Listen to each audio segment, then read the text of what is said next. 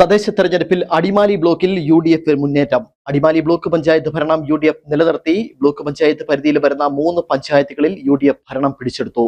ഒരു പഞ്ചായത്തിൽ LDF ഭരണം പിടിച്ചപ്പോൾ പള്ളിവാസൽ പഞ്ചായത്തിൽ വ്യക്തമായ ഭൂരിപക്ഷം ഇരു മുന്നണികൾക്കും ലഭിച്ചില്ല. സംസ്ഥാനത്താകെയെന്ന പോലെ അടിമാലി ബ്ലോക്കിലും തദ്ദേശ തെരഞ്ഞെടുപ്പിൽ UDF മുന്നേറ്റം കാഴ്ചവെച്ചു. അടിമാലി ബ്ലോക്ക് പഞ്ചായത്ത് ഭരണം UDF നിലനിർത്തി.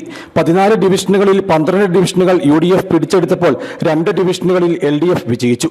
ബ്ലോക്ക് പഞ്ചായത്ത് രൂപീകൃതമായ ശേഷം തുടർച്ചയായി UDF ആണ് അടിമാലി ബ്ലോക്ക് പഞ്ചായത്ത് ഭരിക്കുന്നത്. ബ്ലോക്ക് പഞ്ചായത്ത് പരിധിയിൽ വരുന്ന 3 പഞ്ചായത്തുകളിൽ UDF ഭരണം പിടിച്ചെടുത്തു.